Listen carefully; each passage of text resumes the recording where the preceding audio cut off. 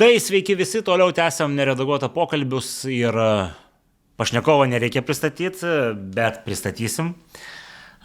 Veteranas, matyt, pirmas žodis, kurį reikėtų sakyti, Ukrainos karo veteranas, instruktorius nebuvo, nežinau ar buvo, bet dronų pilotas tikrai, o dabar turistas, žodžiu, ką tik grįžęs iš Ukrainos, bet galbūt toks specifinis turistas, tai vat mes ir pasišnekėsim apie tai, ką jis pamatė, nes Arūnas yra apsiėmęs dar su keliais žmonėmis tokią sunkią dalį, žodžiu, visuomeninės veiklos edukuoti mūsų kai kurias institucijas, kurias kaip ir turėtume kritikuoti, nes galėti kritikuoti turėtume, nes tai yra valstybės išlaikomos institucijos ir akivaizdu, kad moderniam ar postmoderniam pasaulyje ekspertai yra ne tik tai instituciniai, bet ir tie, kurie yra už institucijos, žodžiu, sienų ir jie turi ką pasakyti, bent jau taip yra vakarų pasaulyje, yra analitiniai centrai, kurie, žodžiu, komentuoja karinius dalykus. Lietuvoje kažkaip tai skausmingas yra dalykas ir vat Arūnas yra tas, į kurį lekia strėlės iš mūsų mylimos institucijos Lietuvos Respublikos kariuomenės. Gerai, tai manau, kad mes pakalbėkim dar apie Lietuvą, tą linksmoji desertinė dalis, žodžiu, kaip čia tie, žodžiu, triukšmo keliai, ne triukšmo, kokį tam tiksliai pamiršau. Pezėtai, va, nu tai dabar rubrika čia toks baneris, pezėtai, žodžiu.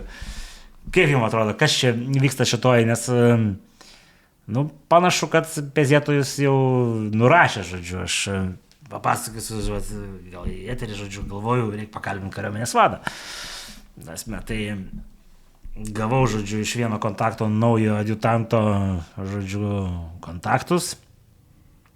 Tyla, tai panašu, kad esu įtrauktas į pezėtojų sąrašus, nes kariuomenės vadas lankosi tinklalaidėse, kalba, žodžiu. Tai va, tai jūsų atveju tai jūs jau ten jau neįtrauktas, bet ten jau esat užcementuotas, žodžiu, grindyse. Tai kaip, nu nežinau, pradėkime matyti nuo to paprasto dalyko.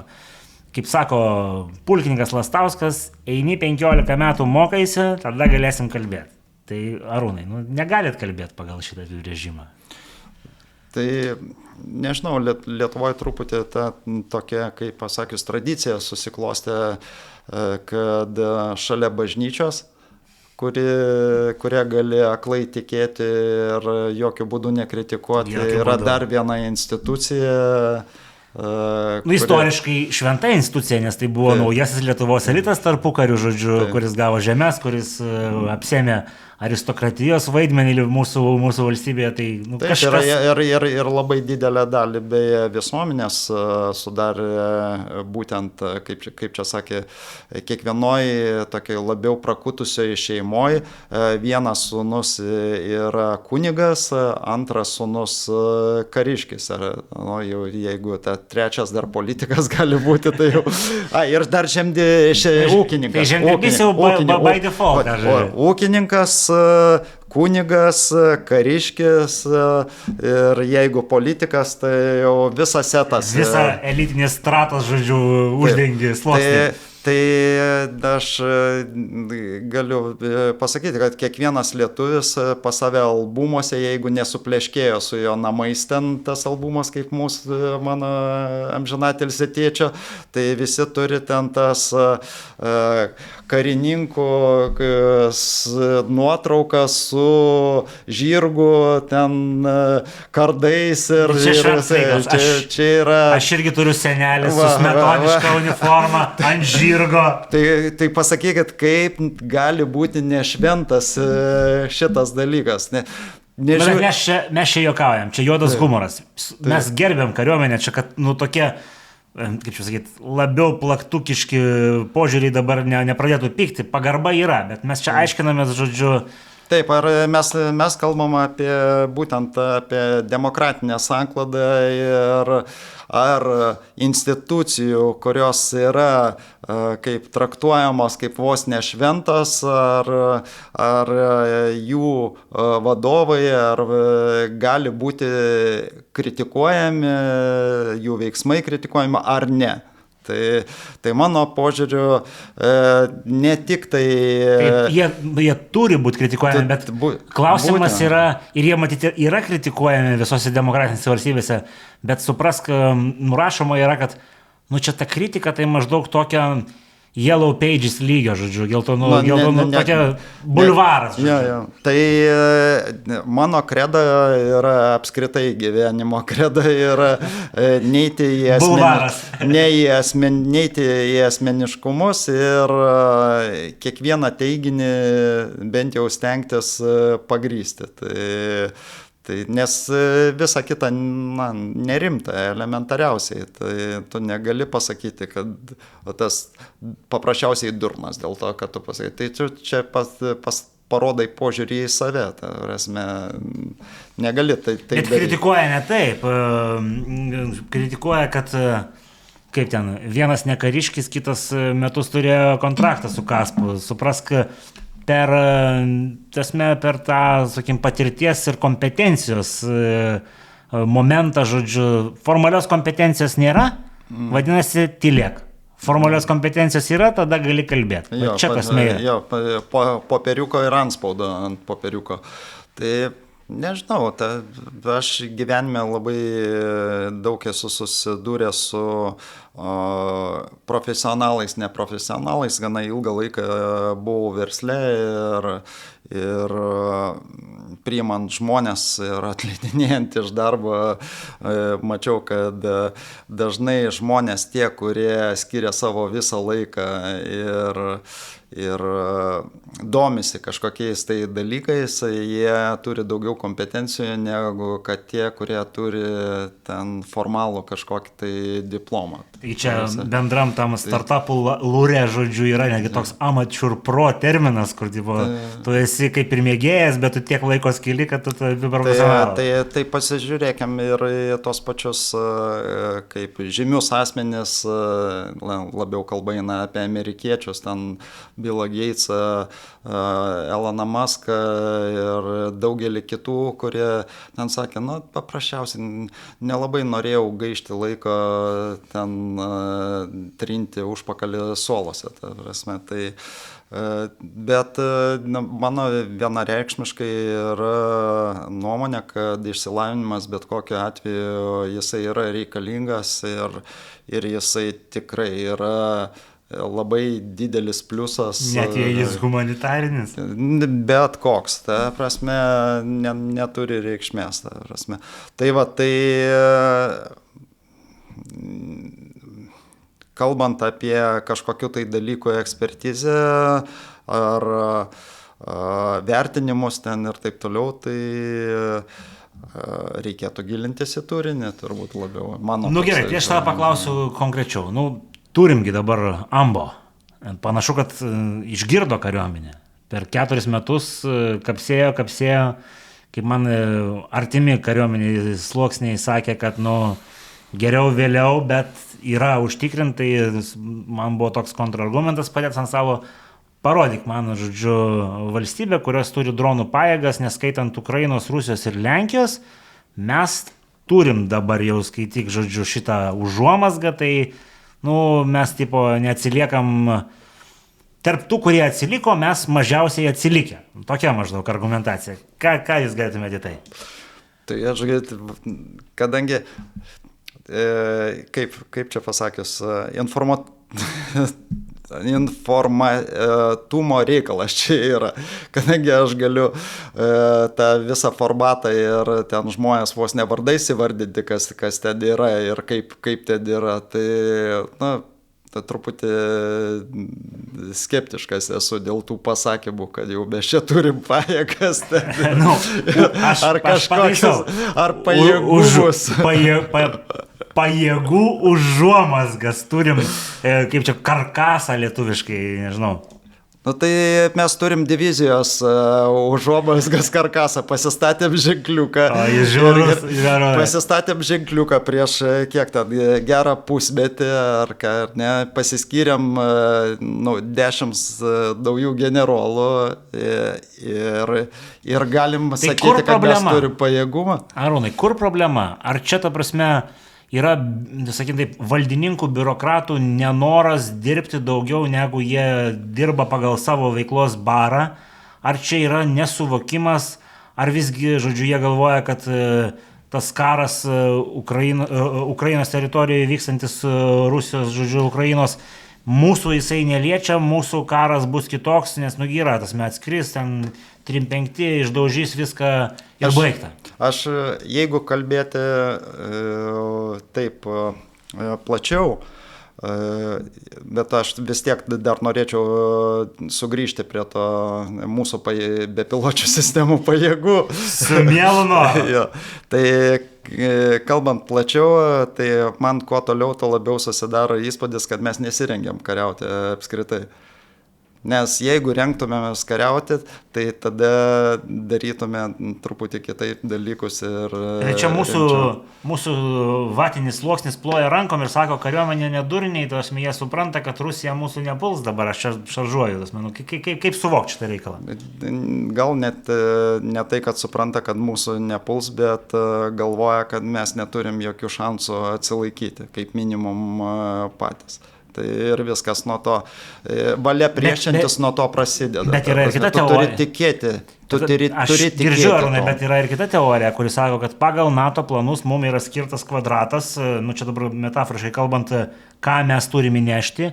Ir jeigu mums pasakyta, kad jūs turite nešti tiek artilerijos pabūklų, tiek pėstininkų mašinų, tiek tankų, tai vadinasi, mes darom savo darbą, o aviacija ten prieš lėktuviniai, prieš kiti yra ne mūsų, bet mes kaip sąjungininkai viską kartu sudėjus būsim, žodžiu, geležinis kumštis. Taip, tai aš jau gana senai kritikavau ten tą kaip mūsų gynybos strategiją, kur mes esam sumestinio baliaus ten kažkokia tai dalis ir būsim atsakingi už vieną kažkokią tai elementą. Ir sakiau, kad o ką darysim, jeigu į tą subestinį balių neapsireikš kiti, neateis, o mes būsim atsakingi, pavyzdžiui, už logistiką ar mediciną. Ir daugiau nieko. O pasirodys, kad mes turim laikyti savo fronto liniją, kas dabar tikimybė labai didelė ir yra. Ir aš nesenai dar teko dalyvauti tokiam nemažo lygio uždaram renginyje su gynyba susiję, kur dalyvavo ir Lietuvos kariuomenės ten gynybos štabo pulkininkai, tai jie vėl kartoja tą pačią mantrą. Mes esam atsakingi už tą pagal planus, už vieną ten funkciją, ten kažkokia. Ir atitinkami daromi įsigijimai ir pirkimai, kad mes užtikrintume tą funkciją. Bet dabar situacija keičiasi iš pagrindų, geopolitinė situacija su amerikiečių požiūriu į Europos gynybą, su europiečių pasirengimu ir dar plus su apskritai karo pobūdžio pasikeitimu. O mes sėdim prie to pačio plano. Tai ar ne laikas jau būtų pagaliau atsibusti, kad tas planas mūsų nebeatitinka realybės? Įsivaizduokim dabar tokią situaciją. Kažkuri politinė partija, tarkim, bet kuri, bet kad ir dabar esanti valdančios daugumos pagrindinė politinė jėga, kuri yra Europos politinės jėgos šeimoje, atsistotų ir pasakytų, kad, žodžiu, mes dabar ruošimės visiems kampam, tai parodytų, kad mes, vizualiai būtų sumenkinta partnerystė, parodyta, kad mes netikim savo sąjungininkais. Tai mes galim tikėti tai sąjungininkais ir šaukti ant kiekvieno kampo, kaip Zelenskis nuvažiavęs į Ameriką ar susitikęs su amerikiečiais, dabar nepamiršta pradėti kalbos nuo padėkos. Tai mes irgi galime ant kiekvieno kampo dėkoti sąjungininkams ir pasakoti, kaip jiems ten jais pasitikim, tikim, ten mylim ir taip toliau. Bet daryti savo gyvybiškai svarbius dalykus. Biudžetas tai ne guminis, jeigu mes įsipareigojam betonui ir metalui, tai vadinasi, iš kur paimti tada dar kelis procentus? Tai čia esminis ir yra klausimas, kad mes iki karo pobūdis pasikeitė, geopolitinė situacija pasikeitė, o mes iki 35-40 metų esam sudėlioję išlaidų prioritetus, kurios dėliojom prieš 10 metų. Ta prasme, tai čia yra totali nesąmonė, absurdas visiškas ir mes toliau ariam tą pačią vagą, nors situacija pasikeitusi visiškai. Tai mes turim atsisėsti ir perdėlioti tos prioritetus. Aš paklausiu taip tada. Kitaip negali būti. Tokį hipotetinę situaciją paklausiu. Įsivaizduokim dabar, jūs ateinat į krašto apsaugos ministro postą. Apsistatot kompetentingais patarėjais. Vat jūsų nuomonė, 2026, su visko to, ką mes esam nuveikę jau, žodžiu, ką įsipareigoja nuveikti. Vat ką dabar mes galėtume padaryti, iš to tokio perplanavimo, sakykime, arba papildomo daplanavimo strateginio, žodžiu, prie to jau, ką mes esam įsipareigoję.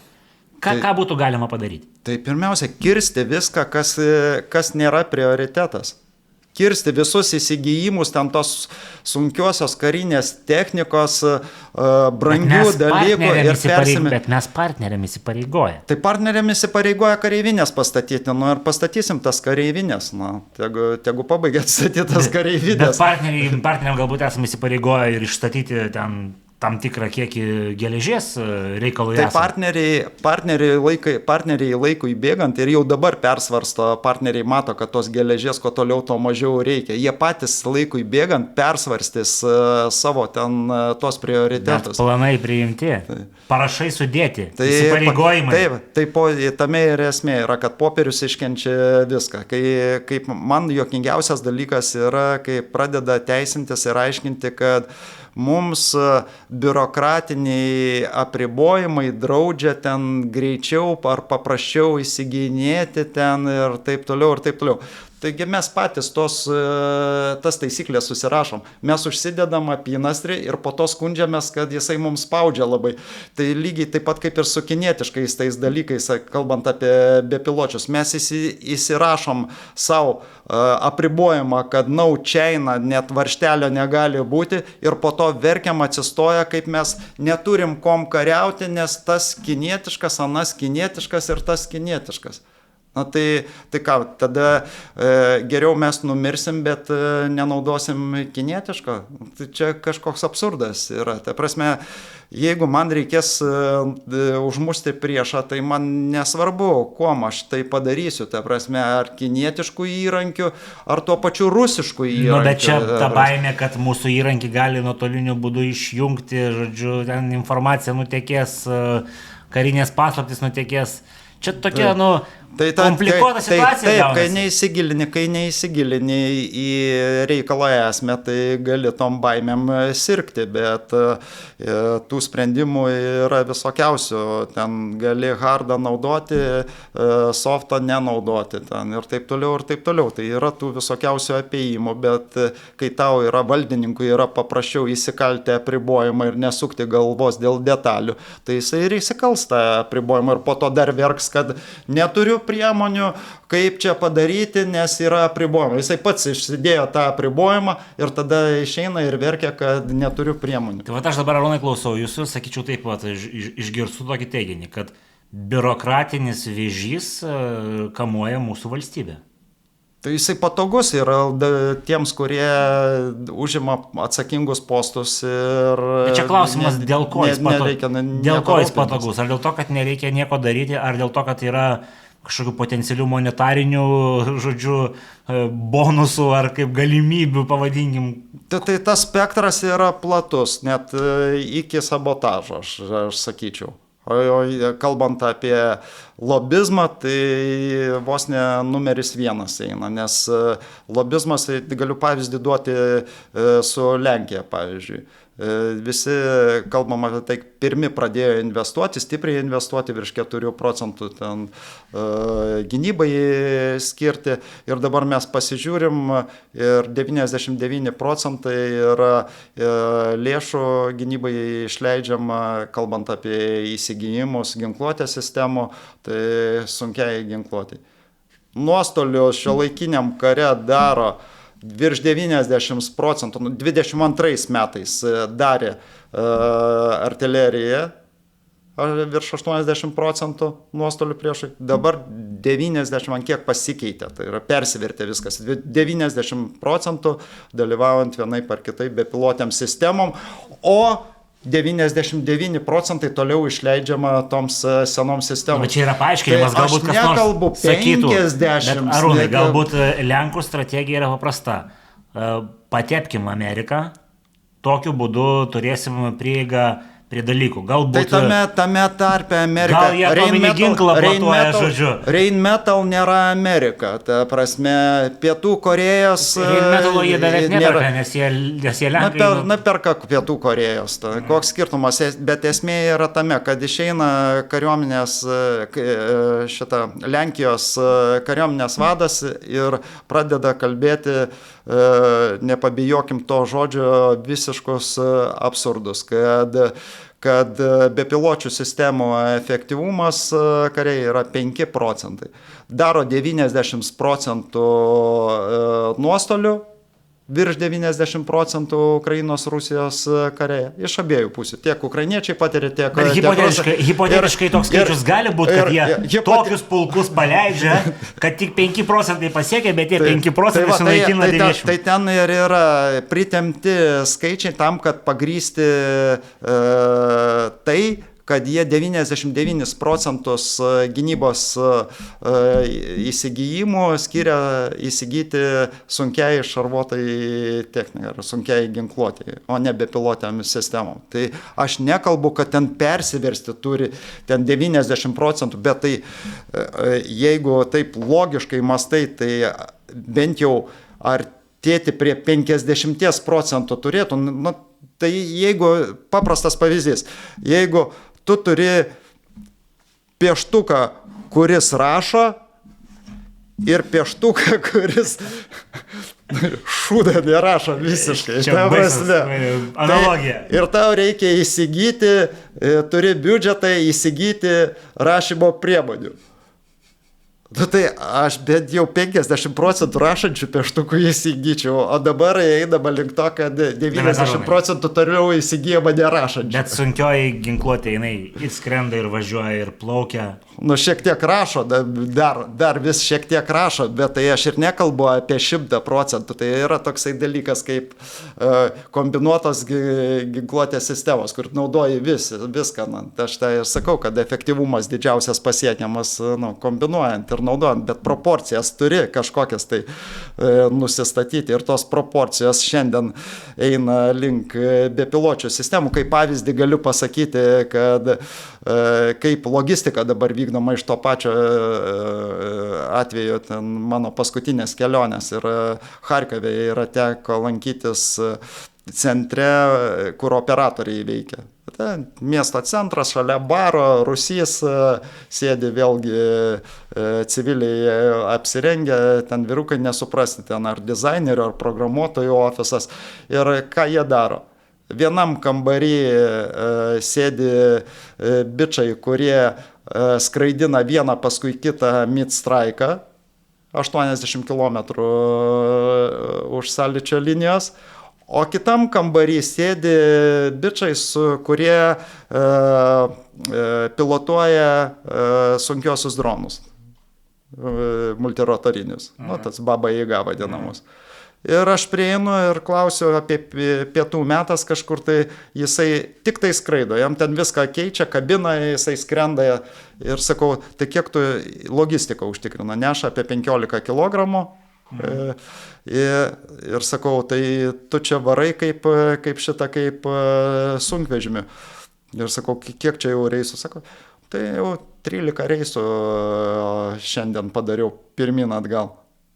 Jisai skrenda, nukabina, pakyla, atgal, atskrenda, prikabina. Kaip autobuso vairuotojas. Kaip autobuso vairuotojas, visiškai. Ta prasme, vos ne 100% logistika yra užtikrinama tokiu būdu. Viską gamina. Bet dabar kokie nors kritikai, va čia jeigu tai pagrįžtant prie temos, žodžiu, nuo šito pavyzdžio šiek tiek vėl nutolstant, yragi mūsų, žodžiu, irgi erdvėjai influencerių, kurie sako, tai veikia tik Ukrainoje. Visi mes čia Europoje, ta prasme, pagal kitokius principus. Tai, negi mes visi tokie jau čia daunai, žodžiu, čia aš dabar šaržuoju, žodžiu. Na tai, kai tas elementas buvo neginčiamas amerikiečių dalyvavimo, Tai visi labai kaip profesionalai kaip statė ant to, kad mes čia turėsim 100% viršenybę ore ten ir taip toliau. Bet kai dabar reikia nubraukinėti ir jau amerikiečiai yra nubraukę tų pajėgumų ten naikintuvų, toliau oro žvalgybos, tų pačių jūrų pajėgų. Bet jūs girdėjote kontrargumentą, kad jie nubraukė tai, ką jų manimų mes galime europiečiai užtikrinti patys. Ne tik. Labai daug, būtent kaip tik tikrinausi, kur sąrašą, kokių dalykų europiečiai patys šiandien negali užsitikrinti, tai mes jų ir labai daug netenkam, nusiiminėjant amerikiečiams. Tai dabar jau nieks taip užtikrintai nebesako, kad mes turėsim tą viršenybę ore. Nes mes neturim nei pakankamai naikintuvų, nei pakankamai amunicijos, nei oro gynybos pakankamai, praktiškai šiandien dienai garantijų, kad mes turėsim, kaip anksčiau kalbėjom, tą viršenybę ore, jų nebelieka. Na, bet žiūrėkit, aš pabūsiu tas velnio advokatas. Išimkim, tarkim, Ameriką iš dėlionės, lieka Europa. Visos Europos valstybės, kurios yra NATO, turint omeny, kad tai yra ir Turkija. Žodžiu, ar mes visus mūsų sudėjus be JAV esam silpnesni negu ukrainiečiai? Aš tokį provokuojantį klausimą paklausiu. Nes kai kurių technikos vienetų mes turim daugiau, pavyzdžiui, aviacija. Silpnumą čia apsprendžia keli faktoriai. Tai yra ekonominė galia, finansiniai ištekliai, ginkluotės skaičius, personalo kiekis ir patirtis.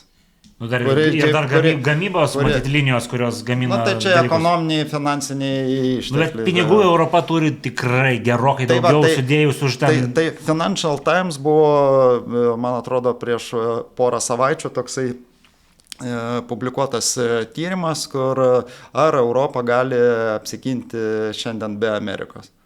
Tai ten labai konkrečios ir aiškios išvados buvo, kad finansinės galimybės turim, o realias galimybės turėtume, jeigu priimtume teisingus sprendimus po kažkiek tai metų. Šiandien neturim nei kalbant apie amuniciją, nei apie sistemas. Mes nepadengiam netgi tokio dalyko kaip atominis atgrasimas, nes prancūzų ir britų turimų išteklių nepakanka tam, kad atgrasyti. Tai tokia išvada buvo padaryta. Tai klausant šito dalyko, tie žmonės, kurie sako, kad Putinas turi tą vienintelę likusią galimybę, žodžiu, kuri irgi jam seks laikui bėgant, tai yra praplėsti konfliktą, žodžiu, eskaluoti. Tai šiandien Putinas turi galimybių langą. Būtent tą terminą ir buvau užmetęs. Kalbant apie Baltijos šalis ir Lenkiją, ir tų signalų jų yra ir jau iš rimtų žvalgybų yra signalų, kokio pobūdžio ten tas. Iš kokių mes žvalgybų turim kažkokių signalų, apie kuriuos galim kalbėti? Tai pirmiausia perspėjo berods Lenkijos prezidentą amerikiečiai. Tai dabar ir mūsų prezidentas Nausėda minėjo, ir Latvijos prezidentas apie duomenis iš žvalgybų, kad gali būti surinktos ten provokacijos, gal ne kinetinio, gal ten kažkokio tai pobūdžio, bet dabar kalbama apie šitos dalykus. Lenkai ten dėliojo scenarijus jau konkrečius ten, kad berods apie tai, kad ten kažkas tai nukrenta Lenkijos teritorijoje, ją įžengia ten šitą rusų kažkokie padaliniai, užima kažkokią tai vos ne Zapad tas treniruočių, žodžiu, variantas, kuris buvo atidirbinėjamas. Jo, bet tai kalbama apie ten tos konkrečius scenarijus, o galimybių langas ir apskritai kalbant apie, tarkim, Lietuvos situaciją. amerikiečiai išėjo, vokiečiai dar neatėjo. Tai kada priešas turės dėkingesnę situaciją pasibandyti. Vokiečiai yra, bet jie dar ne visi atėjo, kurie planuojama.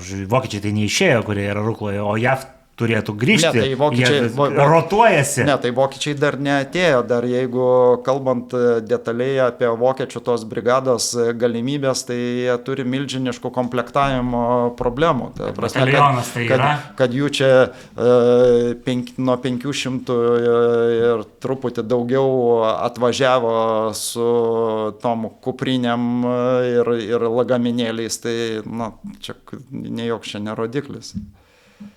Tai kalbėsim rimtai, kalbėsime apie tai, kada jisai pasieks kovinį pajėgumą su visa technika ir dar bus prasukę pratybų N, kaip veiks atitinkamom sąlygom. O kol atvažiavo čia personalo kažkokia tai dalis, tai čia apie nieką. Tai jis gali reikalui esant susikrauti tos lagaminėlius ir išvažiuoti sekančią dieną, prasme, neįsikūrė.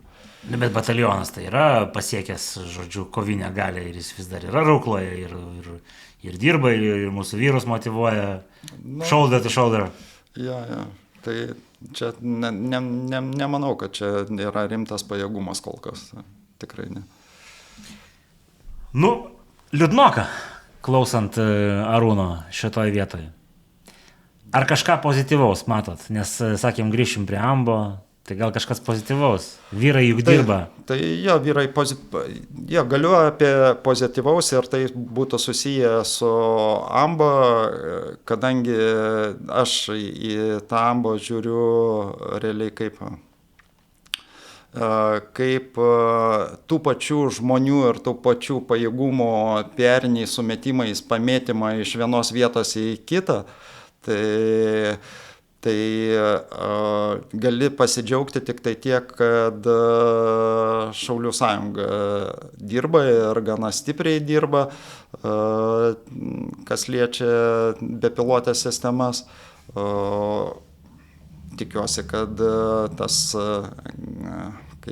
ta tendencija išliks, bet labai... Ten iš principo situacija panaši. Yra naujas naratyvas batalionai. Batalionai pildomi, kovinės parengties kaip ir dar nepasiekė, nes yra niuansų, pavyzdžiui, pratybos, realūs sprogmenys, ten kiti dalykai. Tai aš manau, kad greičiau judėtų tas dalykas, jeigu dabar tie pajėgumai, kuriuos turi Šaulių sąjunga, jie būtų išnaudojami kaip forsa principu, tai yra vaidintų, kaip žaistų vienos pajėgos prieš kitas. Bet aš manau, kad kariuomenė kaip vengia šitą daryti tam, kad nepasimatytų akivaizdžiai, kad karalius yra nuogas, prasme. Bet jeigu leistų taip daryti ir čia nepradėtume apsimetinėti tom, kom nesam, nes dabar yra grynas apsimetinėjimas, kad kariuomenė čia kažką įkūrė, kažkas atsirado, iš tikrųjų nei kažkas atsirado, nei kažkoks pajėgumas čia yra. Ta prasme, elementariausiai tą, ką turėjom, PR sumetimais sumetėm į vieną vietą ir pavadinom garsių pavadinimų. Ir realiai tą bepiločių sistemų pagrindą, kas laiko šiandien, tai laiko Šaulių sąjunga, kur yra kviečiami tie patys žmonės, tie patys padaliniai į pratybas ir atlieka būtent bepiločių sistemų padalinių vaidmenį. Bet jie atlieka kaip bendrai Lietuvos kariuomenės. Ir tai gali sudaryti įspūdį, kad Lietuvos kariuomenė čia labai yra paprogresavusi. Bet tai yra... Tai realiai visuomeninės organizacijos orlaivių pilotai, žodžiu, dengia liūto dalį. Būtent. Ir aš manau, kad čia turbūt yra tokia, kaip vadinčiau, meškos paslauga, nes gali susidaryti įspūdis, kad čia kariuomeniai jau yra, kariuomenė labai pažengusi yra, o iš kitos pusės akivaizdu, kad tai yra Šaulių sąjungos pajėgumas, o Šaulių sąjungos galimybės irgi yra ribotas, kalbant apie tą patį galimybės naudoti sprogmenis ir apskritai turėti atitinkamą finansavimą ir turėti personalą, nes realiai tai yra žmonės, kurie turi hobį. Ir žmogus, turintis, užsiemantis dalykais vien tik tai dėl to, kad jo hobis toksai yra, niekada neturės tokių galimybių kaip profesionalas. Šiai dienai yra taip, kad profesionalai gauda viską, tai yra didžiąją liūto dalį finansavimo gynybai skirto ir neperformina, bet ne dėl to, kad jie patys yra blogi, dėl to, kad tokia politika yra.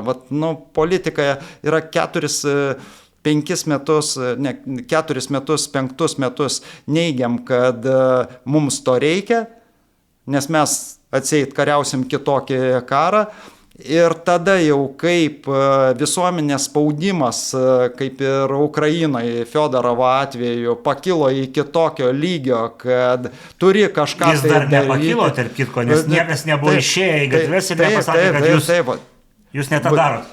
Būtent, bet nuotaikos vis tiek jaučiamos. Aš tam savo burbule galiu matyti, kokios nuotaikos, nes žmonės realiai nėra kvailiai. Jie mato, kad tu turi 2 pasirinkimus. Arba eiti į mėsą, arba mėginti priešą pasitikti iš didesnio atstumo. Dėl ko, pavyzdžiui, Šaulių sąjungoje būmina tas bepiločių sistemų dalykas. Dėl to, kad žmonės yra išsilavinę ir pakankamai suprantantis, kas jų laukia, jeigu jie ims automatą ir mėgins priartėti prie priešo. Jie užmuš. Kiek kovinių šaulių turi sąjungai. 300. Ir ten yra garbingų asmenų, žodžiu, kurie turi ginklus rankose. Tai nieks tokios perspektyvos nenori, net tie patys koviniai šauliai. Ir tekę bendrauti su jais. Ir jie lygiai tą patį sako, lygiai taip pat kaip ir ukrainiečiai. Pėstininkai ieško galimybių, kaip persiorientuoti į bepiločių sistemų operatoriais tam, kad nenumirtų 10 šturme ar ten kažkur tai priekiai duobės, tupint jo nepalaidotų. Bet tam turi būti sistema, kuri... Būtent, apie kurią jūs pasakojate. Būtent, tam turi būti ne PR-inis AMBO projektas, o turėtų būti koreguojama apskritai kariuomenės sistema, brigadose kuriami kaip minimum batalionai. Jeigu ukrainiečių pavyzdžių eiti, tai Ukrainoje yra ne tik tai įprastinėse brigadose, po kelis dabar, pavyzdžiui, mano 59 brigadoje 3 specializuoti bepiločių sistemų batalionai, o įprastiniai padaliniai irgi turi savo bepiločių pajėgumus, kur jų asmeniniam reikmėm ne į bendrą tinklą, kur yra sukišta, pajungta, o savo asmeniniam reikmėm, kaip pas mus nuskristi už kampo pasižiūrėti. Tai viskas yra apjungta po bepilotiam sistemam ir plus dar yra bepiločių sistemų pajėgos. Atskiri vienetai, vadovaujantimi Madero. Tai čia yra mastas. O pas mus... Gerai, Arūnai, šito niekad jūsų neklausiau. Aš esu girdėjęs iš vieno karininko, aukšto rango, kad suprask, šitas Madera tai yra PR-as ir patys ukrainiečiai sako, kad jis ten, jo esminis dalykas yra darytis tos prominius video, ten selfius, ne selfius, bet ten, žodžiu, reelsus ir kitus dalykus, kad ten nėra taip gerai, kaip žodžiu, yra PR-inama. Kaip jums tokia mintis? Tai niekur nėra taip gerai, kaip PR-inama. Realiai, kalbant apie Maderą, tai jisai išaugo iš smulkaus labai padalinio ir tame ir esmė, kad per tuos video sugebėjo pritraukti daug personalo ir daug apskritai išteklių, nes Ukrainoje iki dar prieš metus kažkur tai laiko apie 80% dronų buvo tiekiama visuomeninio organizacijų, gal dabar padidėjęs yra tas skaičius, ypatingai jeigu skaičiuoti ten tos Deep Strike ten pajėgumus ir dronus, ką jau tiekia valstybė. O anksčiau tai buvo visuomeniniai apskritai projektai ir jisai yra tas žmogus, kuris išsuko visą šitą reikalą, jau nekalbant apie tai, kad rezultatų matavimas yra realių laikų ir Fiodorovas lygiai tą patį irgi dalyką propagavo, tai yra matuoti rezultatus ir skirti išteklius priklausomai nuo tavo rodomų rezultatų. Tai šitas dalykas yra labai aiškiai išreikštas ir gali kalbėti apie Maderą kaip tik tai nori, bet aš sakau, keliuose padaliniuose buvau ir pas juos labai aiškiai yra, jie teikia ataskaitas vos ne kiekvieną dieną ir priklausomai nuo to, kiek sunaikinta yra karinės technikos ar priešo personalo, jie gauna taškus ir gauna tiekimą priklausomai nuo to. Tai čia yra didelis dalykas ir skaičiai nemeluoja. Ta prasme, viskas yra suskaičiuota ir viskas yra įvertinta. Tai nėra taip, kad ten abstrakčiai kalbos yra. Rezultatai yra, tai gali kalbėti apie jį kaip tik tai nori. Visko ten yra, nėra vien tik tai balta ir juoda, bet rezultatą rodo. Tai jeigu rodo rezultatą, o ko daugiau reikia. Gerai, Arūnai, aš beklausydamas pagalvojau, kad mes sukeisim video dalis vietomis. Kadangi mes abu žinom, kaip žmonės naudoja turinį, tai aš galvoju, kad pezėtojai dalis eina į priekį, žodžiu, o po to žmonės pasižiūri Arūno įspūdžių iš Ukrainos, nes tai bus, taip mes matyt pabelsim į storesnį medį ar paskambinsim didesnių varpų. Tai Arūnai, pradėkime nuo to, kas jūs nustebino, ar galbūt atvirkščiai viskas vyksta sklandžiai, iš lėto ramiai Ukrainoje, kas liečia žodžiu pokyčius, kas liečia tos transformacijas, nors čia aš aišku šaržuoju, bent jau iš visuomenės informavimo priemonių Ukrainoje mes matom, kad nevyksta sklandžiai. Kokie jūsų įspūdžiai grįžus? Tai pirmiausia, tai norėjau pasakyti, kad lankiausi Ukrainoje po gana ilgos pertraukos, beveik 2 metų ir tokiam jau kitam amplua. Tačiau bet kokiu atveju kelionė buvo susijusi su kariuomenė, su bepilotėm sistemom, teko apsilankyti beveik visuose fronto ruožuose ir aplankyti daugiausia bepiločių sistemų padalinius. Patrauksiu per dantį, kaip turistas atvažiuoja ir aplanko fronto ruožus. Taip, tai buvau pirmiausia tai Zaporižėje, kurio iš tikrųjų teko būti tose vietose, tai Chersone anksčiau kažkuriuo etapu, bet pačiai Zaporižėje ne. Tai tada Mikolajeve, Dniprą aplankyti ir žinoma Charkovą. Tai aišku, įspūdžiai. Ar skiriasi tie ruožai kažko tai taip pastebimai? Skiriasi ir labai, sakyčiau, skiriasi, nors nuo sąlyčio linijos yra atstumai panašus, aišku, neskaitant Dnipro. Bet iš esmės lemia, kas vyksta ir kaip vyksta būtent aktyvumas to fronto ruožo. Tai Zaporižė šiandien yra gana toksai, palyginti su kitomis vietomis, gana ramus fronto ruožas. Toliau, aišku, jeigu žiūrėti Dnipro kryptį, tai Pokrovskas Tai faktas, kad ten yra aktyvus, bet pats Dnipras yra gerokai nutolęs nuo Pokrovsko fronto ruožo. Čia tiem, kurie mažiau supranta, kiek ten maždaug 100-200 km. Tai apie tikriausiai porą šimtų kilometrų, nes ten dar yra tarp Dnipro ir Pokrovsko yra toksai didelis miestas Pavlogradas. Tai ir labiausiai, aišku, nustebino Charkovas, nes Charkove teko aplink Charkovą būti karo pradžioje.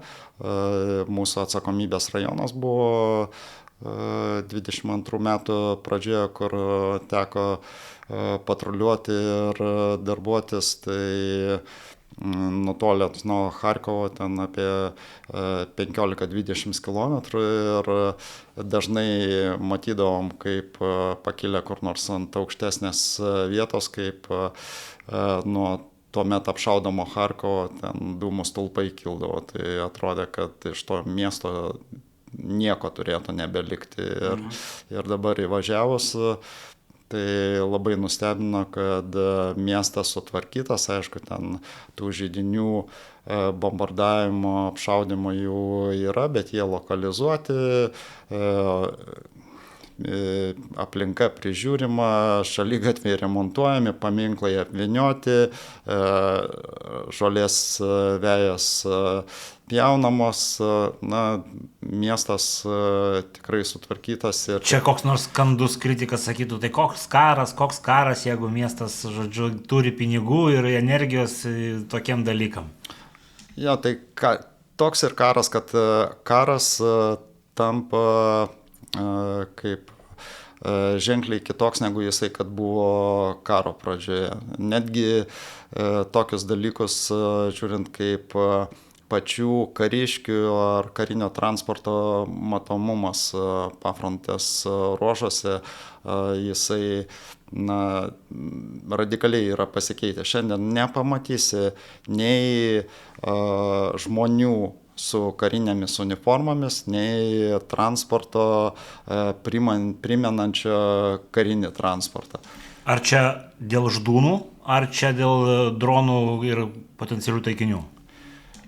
Sakyčiau, labiau dėl potencialių taikinių, nes vienaip ar kitaip visi pafrontės ruožai yra nuolatos stebimi, permatomi ir reakcijos laikas yra labai greitas, todėl norint sumažinti rizikas, tu turi nuolatos maskuotis. Tai yra nežinau, kaip šiandien kokio 100 km į gylį nuo sąlyčio linijos įmanoma apskritai judėti su kažkokiu kariniu transportu, sunkiai įsivaizduoju.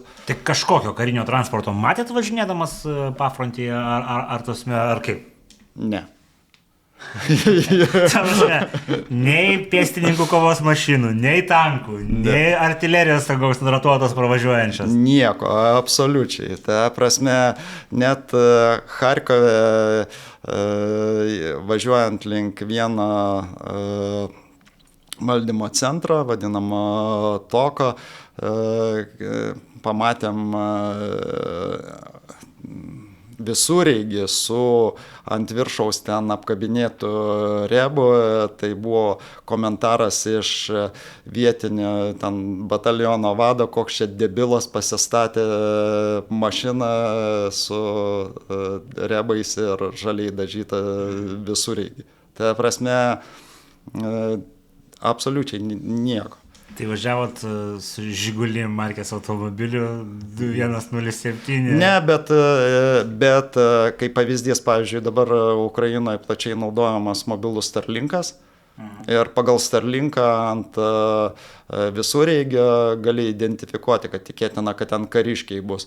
Tai net Starlinko stotelės, ten ta pati antena yra užmaskuojama, slėpiama po ten daromas specialus odinis uždangalas, kad praleistų ryšį. Lentų prisikrauni kaip stalius, žodžiu, atrodo, kad važinėjai. Tai jokais, bet, pavyzdžiui, operacijų valdymo centras. Jūsiškis galim permest, kad ant stalo nebūtų, nes aš jį labai girdžiu per mikrofonus, vibruoja va šitas. Meskit ant anos platformos, nes mūsų jautrių žiūrovų ausis po to sakys, jūs čia vibracijas mums duodate. Jo, tai čia iš tikrųjų humoras humorui, tasme, jūs ne pirmas, kuris pasakojat, kad pasikeitė visiškai tie įpročiai, kaip kariškiai, žodžiu, save veda, žodžiu, sakim taip, koks jų appearance'as yra, žodžiu, netoli fronto. Tai taip, ir kalbant, pavyzdžiui, apie rizikų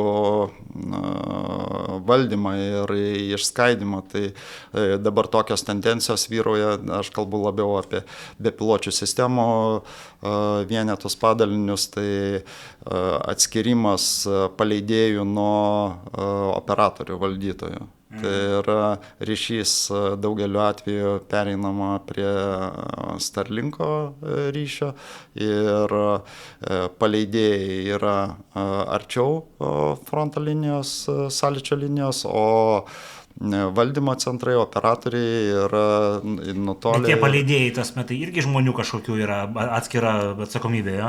Taip, be abejo, kad yra specialios komandos, kurios yra arčiau sąlyčio linijos ir kurios tik tai paleidžia bepiločius. O jeigu, tarkim, vykdo logistiką su sunkiaisiais dronais, tai jie išleidinėja, priiminėja, o visas valdymas vyksta nuotoliu. Iš principo jokio skirtumo. Ir pas mus sėdint galima būtų būti operatorium. Pagal naują sistemą, ja? Teoriškai taip. Ir aš tikiu, kad neužilgo bus ir praktiškai taip. Bus naujas trendas geriausius dronistus pasaulyje jungti, žodžiu, nepageiminti, bet į karą. Taip. Ir jeigu kalbant apie operacijų valdymo centrus, tai apskritai jie labiau dabar panašus į informacinių technologijų įprastinės įmonės, negu kad į kažkokius tai karinius vienetus. Maskuotė... Jeigu tai prasiplės truputėlį, ką jūs turite omeny, nes dabar sėdi ir galvoja žmonės, kas čia vyksta, žodžiu, jie verslą daro, žodžiu, jeigu... Tai pirmiausia, tai visas transportas, kuriuo žmonės atvažiuoja į ten tą operacijų valdymo centrą, yra išmėtytas, nesustatytas vienoje vietoje, teritorijos yra stebimos kameromis aplinkui 360 laipsnių, visas personalas, net įsakymų būdu yra visam personalui uždrausta dėvėti bet kokias militaristinės drabužius ar turinčius militaristinių kažkokių ženklų. Prasme, pagal nieką negali atskirti, ar tai yra elementariausia įmonė kažkokia, ar tai yra karinis kažkoks tai vienetas. Tai iki tokio lygio yra maskuotės vykdomos. Kas liečia technologinius dalykus, progresą, ar ten, žodžiu, nežinau, taktinius kažkokius pasikeitimus, ką čia būtų galima pakomentuoti? Tai kalbant apie technologinius pasikeitimus, tai pirmas be abejo dalykas, kurį jau ir minėjau, tai yra vienas svarbiausių, tai yra paleidėjų atskirimas nuo valdytojų, tada ryšio perėjimas prie Starlinko arba kaip atsarginio LTE ryšio. Ukrainiečiai irgi nežiūri į palidovinį ryšį kaip į duotybę ir supranta, kad tą, ką gauni šiandien iš amerikiečių, gali greitai ir netekti, tai turi ir svarsto alternatyvas to. Ir kitas dalykas tai yra, kad labai stipriai pasikeitę atstumai, taktinis, operacinis lygmuo. Tai jeigu anksčiau buvo suprantama, kad ten taktinis lygmuo į gylį nuo sąlyčio yra apie 10 km, ten operacinis iki 50 ir atitinkamai žvalgybiniai dronai veikdavo taip, kad ten, tarkim, tolimosios žvalgybos ten 50 maksimum 100 km fiksuoto sparno dronai. Tai šiandien jau fiksuotos sparno dronai, skrendantis ten 50-100 km, jau traktuojami vos ne kaip taktinio lygmens žvalgyba, o operacinio lygmens žvalgybai reikalingi dronai, skrendantis iki 200 km atstumo į gylį ir oriai išbūnantis iki 7 valandų. Čia toksai radikalus pasikeitimas. O kalbant apie smogiamuosius dronus, tai jeigu pradedant nuo FPV dronų, tai anksčiau ten mes skrisdavom, dar kai aš buvau Ukrainai, ten maksimum ten kokių 20 km į gylį, jau čia būdavo kažkas tai tokio. Dabar skrendama su FPV dronais beveik iki 50 km į gylį, tačiau fiksuoto sparno bepiločiai tapo jau tokia kaip masinė atakos priemonė, kuri siekia iki 100 km. Čia, kad geriau supras, čia dar ne šachedo tipo fiksuotas sparnas, mažesnis tas, kuris... Mažesnis ir gerokai pigesnis, kainuojantis 1000–2000 eurų ir jie masiškai... Kas juos gamina? Visokių ukrainietiškų ir tokie... Nes mes kažką girdim, kad...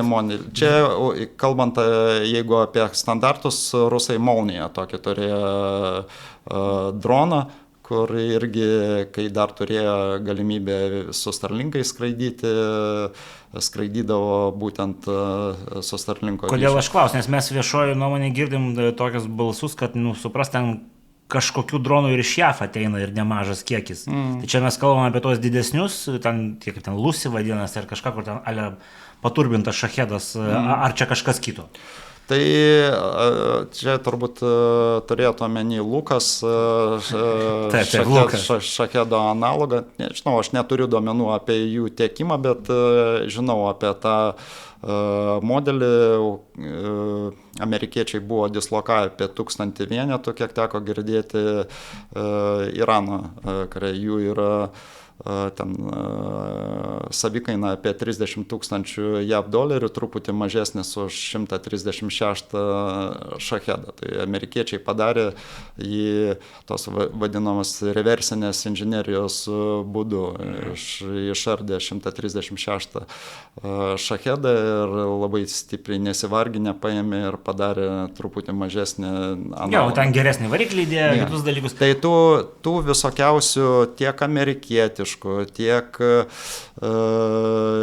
kitų šalių dronų, jų yra Ukrainoje, jie naudojami, bet labai dažnai yra, kaip patys ukrainiečiai, kažkada yra tekę girdėti apie UGV, pasakojo irgi, nežinau, kažkokia vakariečių pagaminta kažkokį, sako, jisai toks gražus, kad mums gaila jį siūsti, sunaikinti į priekį, mes jį laikom sandėlį, tai va, ir jų nedaug yra, tai tie vakarietiški modeliai, jie atkeliauja dažniausiai ne kaip masinė tiekimo priemonė, o kaip kažkokios tai partijos, kur vakariečių įmonės siekdamos išbandyti ir gauti atgalinį ryšį duoda tų dovanų. Tai...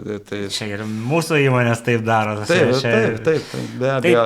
Bet pagrindinis tiekėjas yra vis tik ukrainietiškos įmonės ir jeigu grįžtant prie tos temos to Midstrike, tai yra iki 100 km atakos dronų, tai yra dabar masinė priemonė ir jeigu kas nors galvoja, kad ten 100 km į gylį nuskridus ten bus daug taikinių, tai tikrai ne. Dabar pasikeitusi situacija absoliučiai yra fronte, kaip minėjau, iš ukrainiečių pusės visi maskuojasi, tai analogiškai rusai daro tą patį. Tai prie rusų dar prieisim, bet aš dar norėjau paklausti dėl FPV, žodžiu, nes teko man girdėti, kad ant šviesolaidžio tipo jau yra tų ryčių ir iki 50 gal ir daugiau kilometrų, bet ten yra problemų, žodžiu, kuo didesnė ta rytė, kuo daugiau to valo, pavadinkim, žodžiu, tai ten ir užsipainiojimai, ir lūžimai, žodžiu, ir kiti dalykai.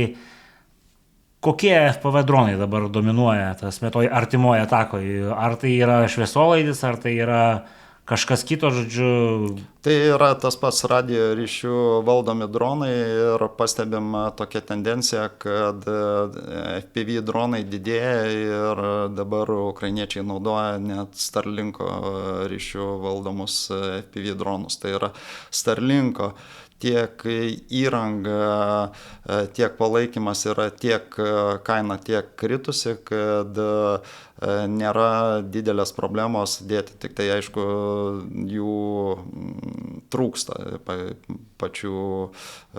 pats tiekimas nėra pakankamas, bet realiai tendencijos yra tokios, kad viskas pereina ant Starlinko, grįžtant prie FPV dronų valdomų per optinį kabelį, tai taip, jų atstumas yra išaugęs,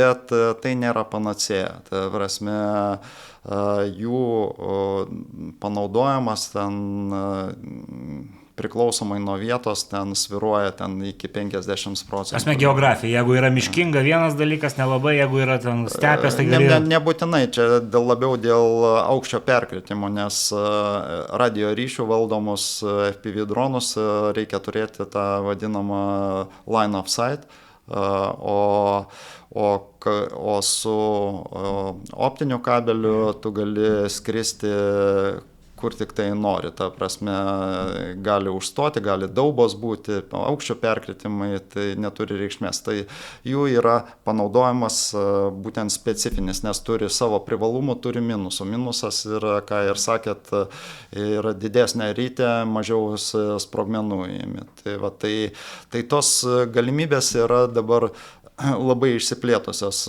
Gali naudoti dronus su FPV dronus su optiniu kabeliu, gali naudoti radio ryšių valdomus FPV dronus, gali naudoti ir naudoja jau Starlinko valdomus FPV dronus. Tai galimybės labai didelės, o einant tolyn į gilį, labai stipriai išaugęs yra naudojamas būtent mid-strike fiksuoto sparno dronų. Vidutinio nuotolio fiksuotas sparnas, jo? Taip. Kas liečia žvalgybinius dronus, matyt, ten tolimosios, tai kaip suprantu, naudoja irgi sparną, o kas yra naudojama šiuo metu ten, sakykime, iki 50 km atstumo ir iki 30. Tai tie patys seni geri Mavikai jauteliai. Prasme, čia nelabai aišku, ukrainiečiai turi ir alternatyvų, vadinamus šmavikus pasidarė, tai yra įprastas FPV dronas su uždėta geros kokybės kamera. Tai... Bet jis kaip kabo kaip Mavikas, ar jį reikia valdyti kaip... Kiek yra tekę girdėti, tai stabilizatoriai yra sudėti, bet ten problemos nėra. Ten galėtų stabilizatorių pridėti, čia ir programinės įrangos reikalas. Tai tiek. Nu gerai, o ką teko girdėti apie tai, kas vyksta Kacapų pusėje, žodžiu? Nes jie, kaip suprantu, su Starlinku turi problemų. Ar toj pilkoj zonai Starlinkas visgi veikia ir jiem? Ne, neveikia. Na, ta prasme, jiems Starlinkas yra išjungtas, bet jie dirba prie alternatyvių sprendimų ir plus dirba prie to, kad blokuoti Starlinko ryšį ukrainiečiams. Bet kokie alternatyvų sprendimai? Tasme, Rusija pasikels tiek, ten nežinau, 10 000 palydovų, kiek turi Starlinkas? Kokios ten gali būti alternatyvos? Tai kaip pradžioje, jeigu kalbant ne apie skridimą į ten gilį stipriai, tai aš matau, kad alternatyva labai rimta yra LTE tinklas. Ir čia Lietuvai reikėtų jau dabar galvoti apie tą LTE tinklą. Ta prasme, atjungti ar statyti? Statyti. Taigi pas mus yra stotelės LTE? Tai pas mus visi mobiliakai defaultina, jeigu nėra ryšio. Taip, pas mus yra, bet čia yra truputį kitas dalykas. Yra atviras LTE tinklas, yra uždaras LTE tinklas. Ir uždaro LTE tinklą yra atskiro projekto dalykai. Ten yra tekę girdėti, kad, man atrodo, Klaipėdoje jūrų krovos ar koks ten įmonė yra užsisakiusi bitį liktai uždarą LTE tinklą. Tai ukrainiečiai dirba prie uždarų LTE tinklų pasienio zonose, sąlyčio linijose. Tai ir tada gali iki sąlyčio linijos gali naudoti LTE ryšį, o toliau naudoti retransliatorius.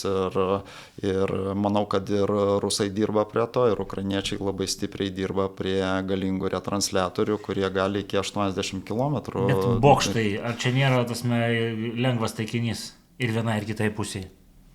Tų LTE siųstuvų. Ar lengvas ar ne, čia kiekvienos situacijos klausimas, bet kad taikinys, tai taip, tai natūralu, bet pačiam yra tekę dirbti nemažai ir atakuoti tokius taikinius, tai ten yra reikalų, į anteną pataikyt gali ant to, bet kad patį bokštą kaip nuversti, tai čia netaip paprasta. Čia jau kabo reikia. Ja, tai va, tai jie yra atakuojami, jie vėl yra atstatomi, jau nekalbant apie tai, kad kai tu turi tinklą, tai kad viena dalis to tinklo bus išjungta, tai nereiškia, kad visas tinklas neveiks. Tai va, tai tie sprendimai yra ir prie jų dirbama. Tai čia šiek tiek off topic, bet klausant tos dinamikos, tai atrodo, kad, nežinau, ar galbūt Europos lygmenių kažkoks konkurentas Starlinkui, tai yra vos ne gyvybės ir mirties klausimas. Nes jeigu yra vienintelis tiekėjas, o šiuo metu tokio dydžio apimties tai yra vienintelis, tai ten kažkoks prancūzų alternatyva kažkokia yra, kiek girdėjau, bet jas reikėtų skeilinti, nes... Tai taip, tai yra labai svarbus klausimas ir prancūzai turi projektą, bet su 100 kartų mažiau palydovų. Ir kiek man asmeniškai teko girdėti, tai ES tas klausimas yra vienas iš prioritetinių, ištekliai yra skirti, bet vis tiek užims kažkiek tai laiko tam, kad padauginti. Nes, iš principo, taigi, kosmodromų turi Europą, tai galbūt ne Europoje, bet prancūzai turi ten Pietų Amerikoje, tikrai, tai galbūt dar kažkas galėtų iš kažkur nuomotis ir tik kelt palydovus reikia non-stopų. Taip, bet tas yra tiesa, bet aš manau, kad lygiagrečiai reikia dirbti ir su alternatyviom ryšio priemonėm, nes paskutinė informacija yra tokia, kad rusai turi pasirašę susitarimą, konkretų susitarimą su Kinija, tam, kad kovoti prieš vakariečių palydovinį ryšį iki tokio lygio, kad net neutralizuoti palydovus. Tai yra... Ar čia realu, kad kiniečiai pradėtų šaudyti į palydovus? Labai realu. Tasme, į amerikiečių palydovus kiniečiai pradėtų šaudyti. Bet čia yra karo veiksmas. Tai karo veiksmas ne Žemės kosmose, ir tai laiko klausimas, kada jisai pradės, gali būti hibridiniai veiksmai ten ir taip toliau. Tai... Žali žmogeliukai orbitoje. Ja. Okei, tai kas liečia rusus, ar dar yra kažkokių, nežinau, kažkokio proveržio, kuris neramintų, beveik jau minėtų dalykų, kad yra kalbama su Kinija, ar yra dar kažkokių proveržių, kurie neramintų, sakim taip, žiūrint iš šono? Tai kalbant apie Rusiją ir jeigu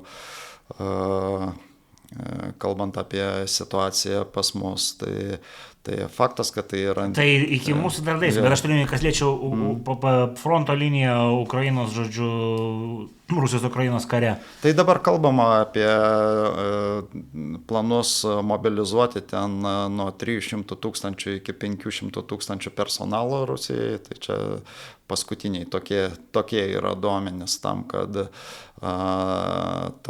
papildyti tas netektis, kurias jie turi. Tai ar tai padarys kažkokį tai proveržį, sunku pasakyti, nes ukrainiečiai, kaip ir minėjau, dabar labai stipriai pasistumėjo to, kad išplėsti tą zoną naikinimo ir ją įveikti darosi vis sudėtingiau ir sudėtingiau. Tai čia žmonių skaičius ar personalo skaičiaus padidėjimas, kažin ar labai ženklios įtakos padarytų. Aišku, urbanizuotose vietovėse, kur sąlyčio tas zona yra mažesnė, atstumai trumpesnė, tai gal kažkur tai stumtis, bet įmanoma, bet kai išeini į atvirus plotus, tai tada jau tas žmonių skaičius lemiamo vaidens nebevaidina ir kas svarbiausia, net ir turimos karinės technikos kiekis nebevaidina jau lemiamo vaidens.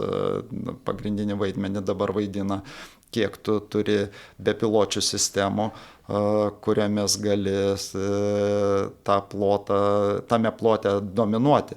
Jeigu tu uždominuoji tame naikinimo zonoje, kuri dabar vos ne 100 km pasidariusi, tai tada gali atitinkamai stumti ir savo personalą į priekį. Jeigu tu nedominuoji toj zonai, tai kokius tu šansus turi?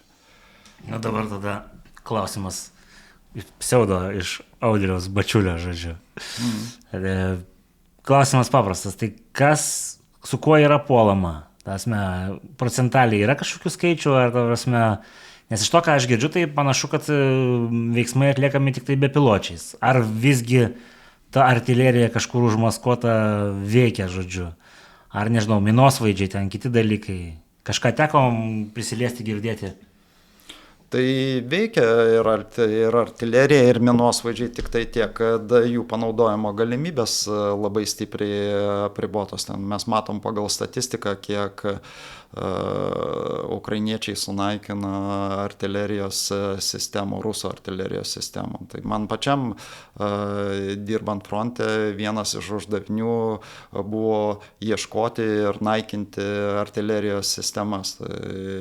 Jų nepatampysi, ten neperdislokosi, labai dažnai jos paprastai atgabena į kažkokį ten fronto ruožą. Na, jeigu kalba eina ne apie salvinės artilerijos sistemas, kurios yra ten ratinės, o apie pabūklus. Tai mano prognozė, kad laiko klausimas, kada jie užsibaigs. Nes realiai tam, kad panaudoti artilerijos sistemas, dabar tu turi jas pritraukti gana arti sąlyčio linijos, nes toksai atstumas, iš kurio operatyvinis, iš kurio šaudo operacinis, iš kurio šaudo įprastai artilerijos pabūklai, tai yra 15 km nuo sąlyčio linijos. Ranka pasiekiamas. Tai ranka pasiekiamas dalykas. Ta prasme, ten, jeigu iššovė, jau detektino, kurioje vietoje yra.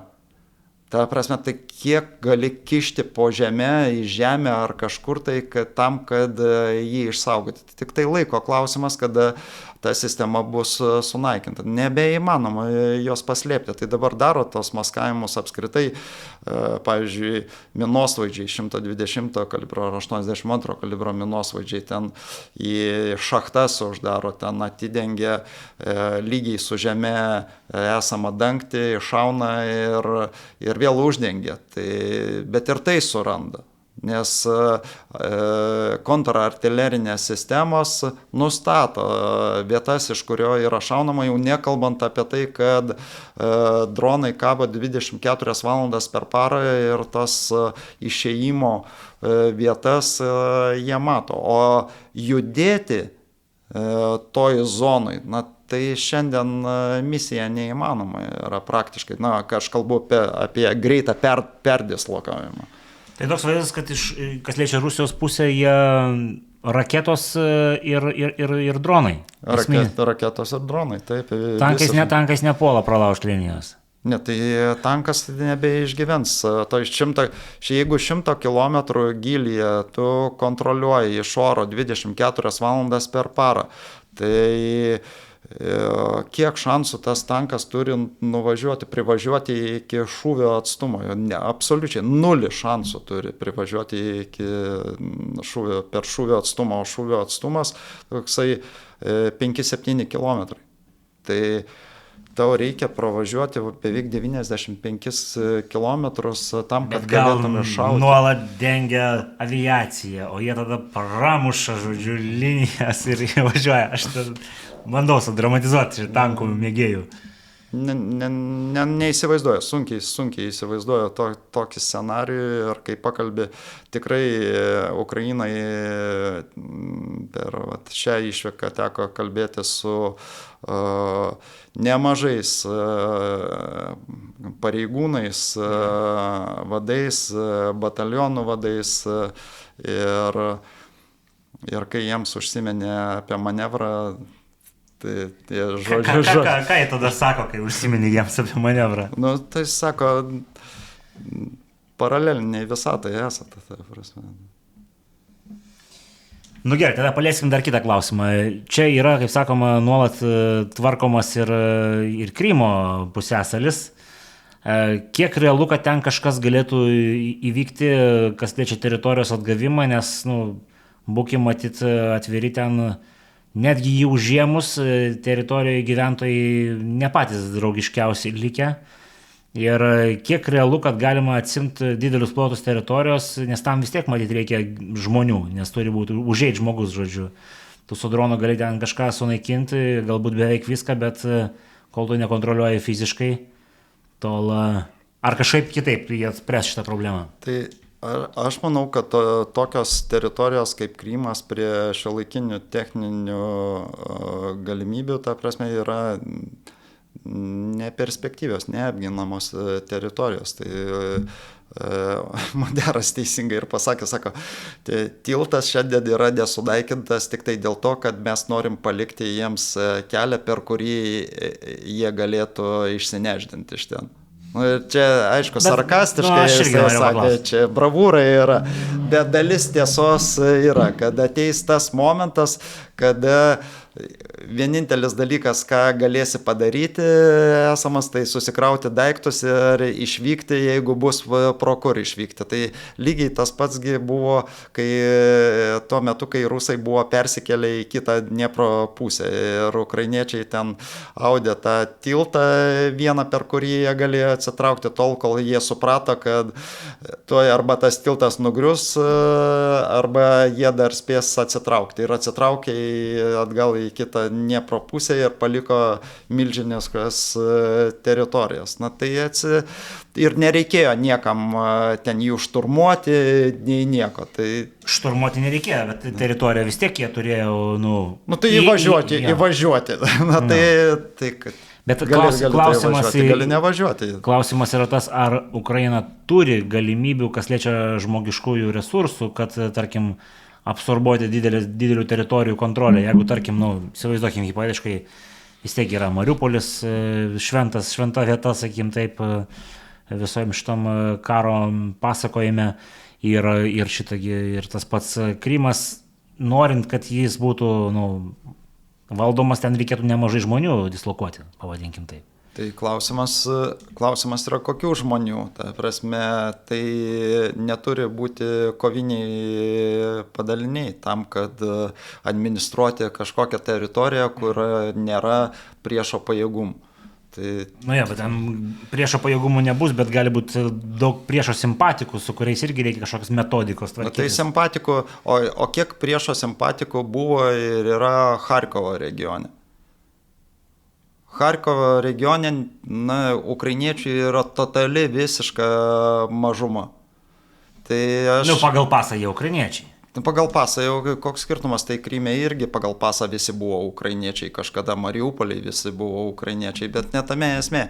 Esmė yra tame, kad kai aš karo pradžioje atvykau į tą Charkovo regioną, ten mačiau, kad daugumoje yra rusakalbiai, rusai realiai su ukrainietiškais pasais ir turinčiais giminaičius Rusijoje. Ir ukrainiečių klausiau, sakau, o kaip yra su vietiniais kokiais. Tai taip ir yra, sako, jiems yra giliai pofik, ta prasme, jie gerbė žmonės su ginklu rankose. Ateis rusai su ginklu, jie gerbs rusus. Yra ukrainiečiai su ginklu, jie gerbs ukrainiečiai. Vietinių pozicija paprastai būna tokia. Ar kažkas pasikeitė per tos 5 metus einančius? Kas liečia rusakalbius ukrainiečius? Pasikeitė tiek, kad tie patys rusakalbiai labiau nekenčia Rusijos. Vienintelis dalykas, o daugiau nelabai kas ten pasikeitė. Realiai vietiniai gyventojai gerbė jėgą. Ir tiek. Tai aš, pavyzdžiui, nemanau, kad ten kažkokių tai problemų galėtų kilti su Mariupoliu ar su to pačiu Krymu, jeigu rusai bus priversti išvesti savo pajėgumus iš ten. Tai čia technikos klausimas ir čia nieko bendro neturi su kažkokia tai sausumos pajėgų ten kariuomenė ar kažko tai, kad čia reikės kažką tai šturmuoti ar kovoti. Jeigu jie paliks teritoriją, tai natūraliai tą teritoriją užims ukrainiečiai ir tiek. O tai va čia matys, mes natūraliai prieinam prie skirtingų požiūrių, nes Ukrainoje įvyko gynybos ministro nuėmimas, paliktas buvo, žodžiu, kariuomenės vadas, dabar jau panašu, kad kariuomenės vadas bus keičiamas. Ar gynybos ministras grįš, čia irgi klausimas, labai taip gali būti, kad jis grįš, nors aišku, aš sunkiai įsivaizduoju, kaip Zelenskis savo veidą galėtų, žodžiu, išsaugoti po to jį gražindamas, sakyti, aš padariau klaidą, nebent taip nuoširdžiai, žodžiu, atvirai, bet kažką reikės daryti. Bet čia yra konceptualus skirtumas, kaip aš suprantu iš to, ką skaitau, kad kariuomenės vadas turėjo vieną strategiją, visgi jau ir mokslus baigęs Sovietų Sąjungoje ir nesuprasi, žodžiu, bet jisai turi, kaip sakoma, ir pergalių, ir pralaimėjimų už savo diržo, taip metaforiškai kalbant, ir gynybos ministras, kuris turėjo visiškai kitą idėją, kaip šitą karą reikėtų sukti. Kaip jums atrodo šitie konceptai, žodžiu, Ukrainoje, jau ar dar galima tikėti mėsos ten laikymo, šturmo ir tokiais dalykais 20-ojo amžiaus konceptais? Kažkokį tai jiems svorį suteikti. Tai čia visiškai vienareikšmiškai, čia lygiai tą patį kartoju, aš nežinau, 5 metus Lietuvoje, kad mes negalim prieš tokią masę bandyti sukovoti mase, nes mes jos neturim. Jūs girdėjot, matyt, kontrargumentas, kad Lietuvai nebus visa masė skirta, skirs tik tai ten 200 000, o čia tada mes turim pastatyti bent 50. Tai taip, bet tai vėlgi pasižiūrėkim bent jau iš tos pusės, kad ar mums turėtų nerūpėti žmonių gyvybės, savo žmonių, savo vaikų gyvybės. Prasme, jeigu mes turim asimetrinio pobūdžio alternatyvius sprendimus, o naudojame buką kovą masę prieš masę, tai kur mes galim nueiti su tokiu požiūriu. Ir Ukrainai čia unikalus yra pavyzdys, kaip realiai susidūrė dvi filosofijos gynybos. Viena yra buka masė prieš masę, tai yra sovietiniai kariuomeniai, dideliai sovietiniai kariuomeniai prieš pastatyti mažą sovietinio tipo kariuomenę. Tai čia yra pralaimėjimo taktika. O dideliai sovietinio tipo kariuomeniai prieš pastatyti asimetrinio pobūdžio veiksmus ir technologiškai naują kariuomenė, tai čia jau turi kažkiek tai šansų. O ką jūs atsakytumėte tiem, kurie sako, kad kol Rusijoje nėra visuotinės mobilizacijos, tai realiai kariuomenių dydis fronto linijoje yra panašus. Ir čia mes nekalbam didelę prieš mažą. Bet tiesiog, nes kol nėra visuotinės mobilizacijos, ta Rusijos kariuomenė yra, kad ir neišspausta iki galo, žodžiu, bet tas, kas dabar yra dislokuota, yra panašiai, ką ukrainiečiai prieš pastato, jau ten įsitempę. Tai jeigu kalbėti masę prieš masę, tai laimi tie, kurie turi didesnius išteklius ir didesnius rezervus. Tai tik tai laiko klausimas. Jeigu tu ruošiesi kariauti masę prieš masę, tai tada čia kitų variantų nėra. Tai yra sekinimo karas, kurio šalininkas Syrskis ir yra, ir kurio kitokios mokyklos jisai nepraėjo elementariausiai. Bet susiremi ragais ir stumdaisi. Ir kai jeigu už nugaros yra didesnė masė, tai tu pastumsi labiau, mažesnė, tai tu nepastumsi. Bet Arūnai, ar galima sakyti, kad neturi kitokios patirties, kai 5 metai vyksta karas ir jie jau turėjo padaryti išvadas, aš tai minėjau, aukščiausio lygio generolai.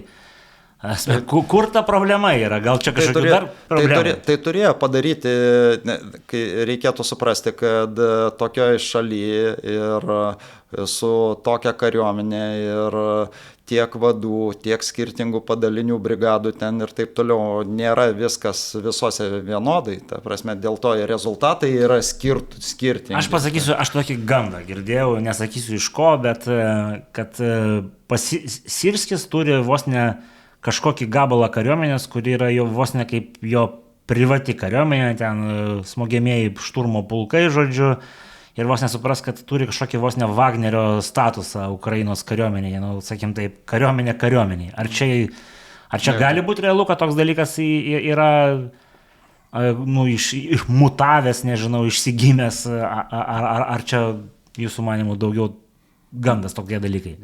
Aš manyčiau, kad labiau tikriausiai gandas, nes dėl labai paprastos priežasties, kad realiai Syrskis yra, ir tarp kariuomenės turi tokią reputaciją, kad jisai yra lojalus vykdytojas, prezidento žmogus. Jam ką pasako, tai jisai daro. Dėl to jisai tiek laiko ir užima tą postą, dėl to, kad jisai tų nurodymų nelabai bet pažiūrėkime iš kitos pusės. Lojalus vykdytojas, bet prezidentas, matydamas augančią įtampą ir konfrontaciją tarp gynybos ministro, žodžiu, kažkodėl pasirinko šalinti gynybos ministrą, nors galimai supranta, kad jo taktika, jo strategija yra, sakykim taip, daugiau žadanti, taip švelniai tariant. Kažkodėl pasirinkta buvo visgi išlaikyti mėsininko pravardę turinti generolą. Tai pasirinkta turbūt labiau dėl asmeninių priežasčių nei dėl valstybės interesų, nes natūralu, kad daug kuro į Ukrainą ypatingai lojalumas yra labai stipriai vertinamas ir dėl ko, pavyzdžiui, Zalužnas buvo išsiųstas į Didžiąją Britaniją, ten atsikratyta jo, nepaliktas kažkokiom tai pareigom, dėl to, kad buvo suabejota jo asmeniniu lojalumu ten ir vėlgi renkantis tarp Syrskio ir Fiodorovo, natūralu, kad Fiodorovas mažiau lojalus negu kad Syrskis, bet čia jau įsijungė apskritai šalies visuomenė, kur ir precedentas jau yra, jeigu atsimenat, buvo prieš tikriausiai nepilnus metus tas atvejis su antikorupciniu komitetu, kai Zelenskis turėjo nusileisti, nes žmonės išėjo į gatves. Tai čia, jeigu galėtų Zelenskis, galbūt jisai rinktųsi vien tik tai lojalius asmenis, bet Ukrainos visuomenė jau kaip tas džinas jau nebesuvarysi atgal į butelį. Bet tai čia kelia daug klausimų, kurių galbūt šiandien dar nelaikas aptarnėt, bet koks yra Ukrainos valstybės tikslas, tasme, neišnykti, tasme, atstovėti.